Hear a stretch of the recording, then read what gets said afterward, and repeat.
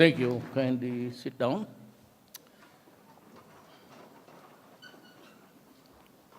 I'd like to begin by just giving you a message from us. Taos puso akong nakikiramay sa mga nasawi sa kamay ng kalaban. Let me assure the bereaved that the valiant sacrifices of your loved ones will not be in vain.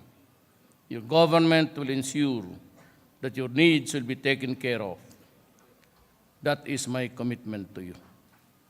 Secretary Delfin Lorenzana, General Eduardo Año, Lieutenant General Donato San Juan, Mayor Mauricio Dumugan, the Foreign Service Attachés, the officials, faculty members, and staff of the Philippine Military Academy, PMA Salaknib class of 2017, and to their parents to whom this moment rightfully belongs, the Cadet Corps of the Armed Forces of the Philippines, fellow workers in government, my beloved countrymen. Today we make history. This is the first time that the female cadets occupied 8 of the top 10 top spots in their graduating class. With the highest number of graduating women in PMA's history, this breakthrough is a fitting tribute to our mothers, sisters, daughters as we celebrate Women's Month. To the Salaknib class of 2017, may you always stay true to your class name and defend the motherland with all your honor and might. I have no doubt that you will do this because you are the cream of the crop. You belong to the batch who have successfully hurdled the rigors of the PMA from all over 22,000 applicants. I know that many of our graduating cadets have had mixed emotions for the past few days. It must be difficult to contain the excitement and jubilation, as well as the expectations and apprehensions that graduation brings. But we need to acknowledge your overwhelming feeling, for they remind you of the life that you have to leave behind, and at the same time, they transport you to a new world of service to the nation. The training and education that you have gone through in this academy are just part and parcel of the kind of soldier that all of you will become. You have been trained and molded like all other cavaliers, but your true self will make the officer, soldier, and leader in you. You no longer carry the identities that you once possessed before you entered the academy. Instead, you have been molded to become leaders, officers, and men and women of character. May the values of learning imparted to you during your years in the academy be engraved in your hearts, and may this guide you wherever life leads you. Off there is the challenge will not just require your intellectual or physical capabilities, but your sound moral judgment as well. I apologize, ma'am. It was not done. Commander, could you give the tikas pahinga? Pakibigay ng tikas pahinga. Tikas! Nga! Ang nagsulat, ma'am, dito, hindi ka sinali. Bugbugin na lang natin. Sabi mo, tikas. No?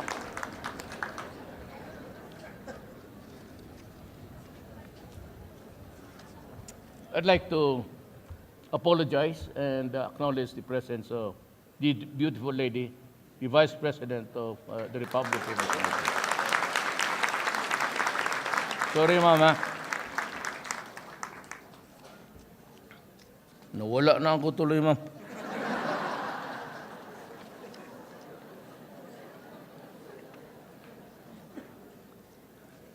It is not only your enemies, but the entire world that will test, tempt, corrupt, and pressure you.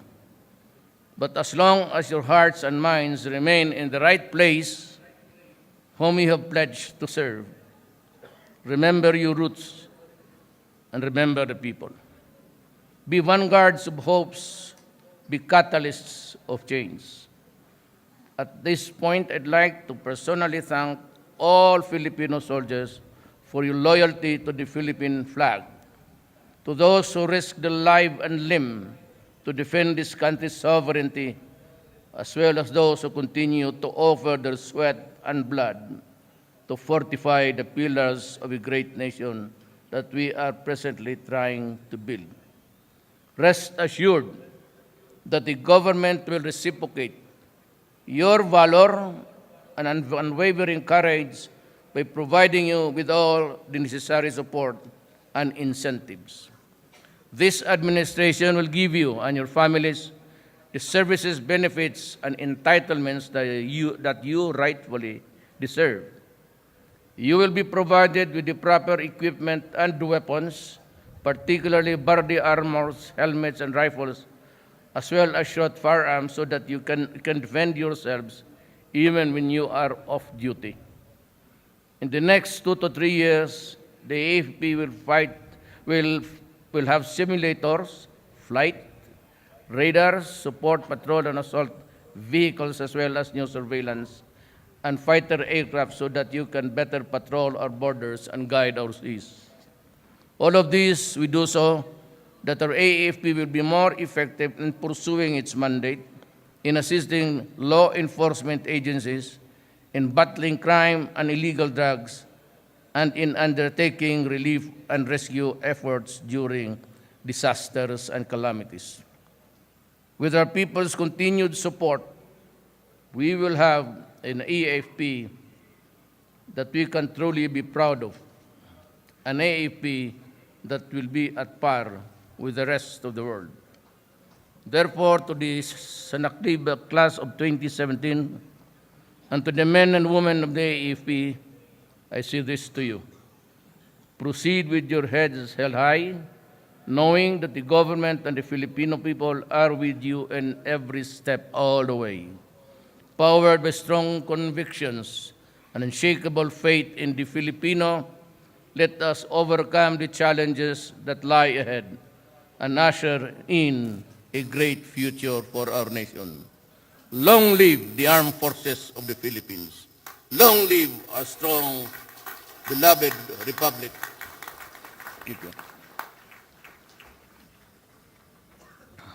This will be the first time. I remember signing a document of pardon. Pero ito, pardon of, may read it. Gusto niyo makinig? Ayaw ninyo, uwi na lang tayo. It's a Malacanang Palace, Manila. Pardon of punishment. In observance to the time-honored rule tradition of the Philippine Military Academy on the occasion of the graduating class of PMA Salaknib, class 2017, I, yours truly,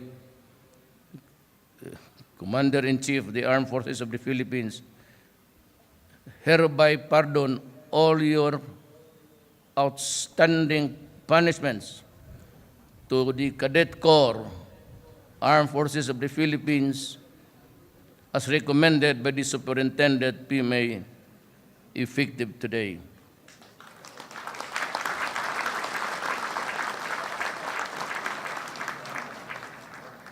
Pirmahan ko na. Bukas na lang siguro. Okay. Bawi yun, bawi. Just be true to your oath of office. Do not pledge loyalty to a person, a human being. It's always to the flag and to the Constitution. Yan ang advice ko, sir. Never propagate or nurture loyalty to a government worker also like you. We are on the same boat. We work for the Filipino. And I sign.